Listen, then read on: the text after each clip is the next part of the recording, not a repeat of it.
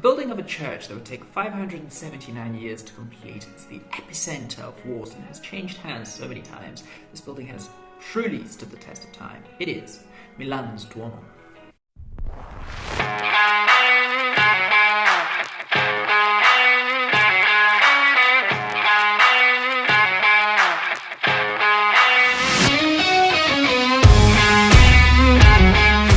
Welcome to the channel. If you're new here, please subscribe. I would appreciate it.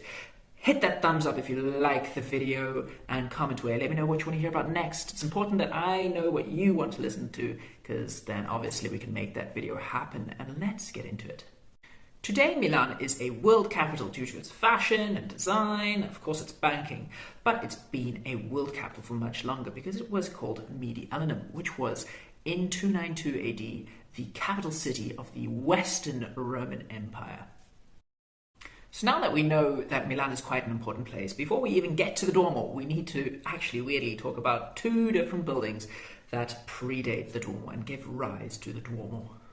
The first building is Basilica St. Tellica, which was established in 350 AD by the Romans, and it's one of the earliest churches in Milan and the Roman Empire at that time. But weirdly, by 1458, it was destroyed. The next building is the Baptistry of St. Giovanni, which was built in 378 AD, but it was also demolished in 1388. Both of these buildings are underneath the Duomo today, and you can go and visit them. So we know that this place, the Duomo, has been a place of worship for over 1,700 years. Now, why were these buildings destroyed after 1,000 years of them standing? Simply put, they got in the way. Because in 1386, Gian Galeazzo Visconti, who was the Duke of Milan, decided that he wanted to start building the Duomo. Gian Galeazzo Visconti had just lost his father and he became the new Duke, so he decided that the people of Milan deserved a place of worship that would be equal to the jewel of northern Italy. The building of this cathedral, which is today the second biggest cathedral behind St. Peter's Basilica, but back then it was going to be the largest cathedral. It was going to take nearly 600 years to build and 78 architects to finally finish it in 1965. However, I was there the other day because I live in Milan and there's still building going on. So why did this building take so long to complete? Well, you see, Milan is in the center of Europe's biggest battleground. Because of its strategic position, there's a lot of nations that wanted it, and because of all these wars and politics, it got in the way of completing this building. Finally, by 1418, they decided to consecrate the cathedral, even though only the nave was finished.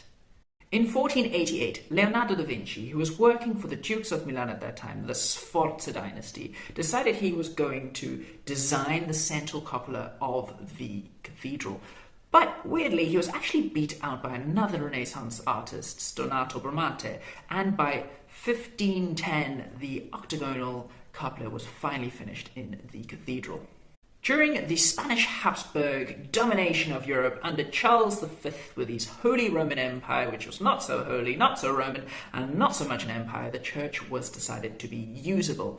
Now, Charles V didn't like Francis I of France, and they had a big old battle in Pavia, which is just below Milan. And after the battle, although I did struggle to find proof of this, apparently it's said that he and Francis went to the cathedral to pray for all the lives that they had taken and all the lives that they had lost in this big battle. For the next 2 centuries, the construction continued, but it started to slow due to the politics and lack of money that was in Milan at the time. And of course, it's in the city centre. So how on earth are they going to get all this marble and stone to the city centre? What they did was quite ingenious for the time. They built a massive canal to the quarries so they could get all of these stones and marble into the city centre, and it is today the Navili Canal, which is where a lot of the nightlife happens in Milan. Finally, we can look at the facade, which is starting to take shape, and it is literally covered head to toe in carvings and statues portraying flowers and gargoyles and even saints as well. There are over 3,300 statues on the Duomo, including 100 gargoyles and 135 spires as well. Now what's cool about the Duomo is when it rains, the rainwater actually gets filtered into channels that shoot down the roof of the Duomo and into the mouths of these gargoyles. So it looks like the gargoyles are literally throwing up water.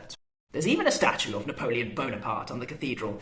He went warring through Europe and decided that the cathedral was the place that he wanted to be crowned king of Italy, after conquering Italy, of course. And he said, right, only problem is the facade's not finished. You guys finish this up, and when you do, I'll pay you for it. They did finish it up by 1805. Only problem is he was crowned king and never paid.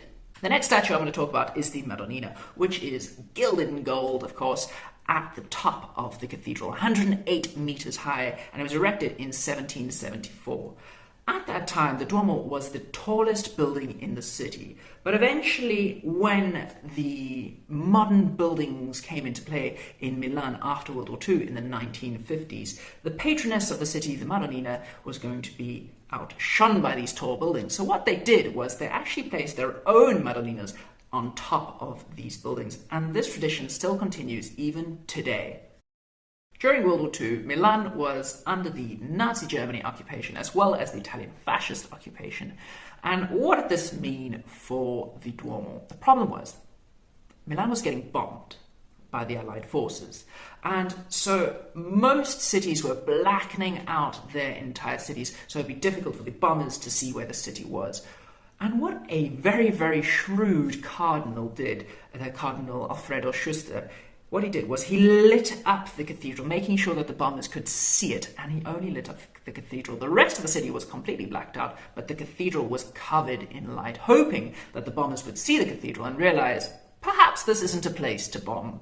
And weirdly, it worked, except for once when in August 1943, the Duomo was bombed, but it wasn't bombed very badly. It was only one bomb, I think, and they were able to rebuild the Duomo, and it was a place of solace for those poor citizens of Milan that had lost their homes. After World War II, finally this marble monstrosity was officially finished in 1965, and it is enormous. Literally can fit an entire stadium of 40,000 people in it. Like I said before, this was the official finishing date, 1965. But weirdly, there's still building going on. It needs constant restoration. And, well, this requires money. So what the Duomo decided to do is they put up their 135 spears for adoption, and they raised over 100,000 euros to continue these restoration projects. If you ever do go to the Duomo, what are you going to see? For me, perhaps the most striking thing is St. Bartholomew's Flared, which was put up by Marco Diagrad in 1562. And it's the saint having his skin thrown over his back and shoulders. It is very, very striking. You'll also be able to see a number of sarcophagi belonging to the Visconti family, who were the Dukes of Milan. You'll also be able to see 3 altars by Renaissance artist Pellegrino Pellegrini, as well as the largest organ in Italy. You'll be able to see tombs of nobles, archbishops, and of course the main altar and the copula. But one of the coolest things that you can do at the Duomo is you can walk up it. You can go onto the roof, 108 meters high, where you'll be treated to fantastic views of the city, the mountains beyond, and of course Victor Emmanuel II's gallery, where the shopping center is. This building's troubled past is a representation of its host city's troubled past, that of Milan, which is in the center of the battleground of Europe, where other nations meet with political fighting as well as wars. It has left us with this amazing cathedral, but it has taken so long to build. So long, in fact, by the time they were finally finished, it was already deteriorating. Thank you so much for watching. I really do appreciate it if you've got this far. Please subscribe if you haven't, like if you've liked the video, comment down below of what you want to hear about next, and as always, the more you know.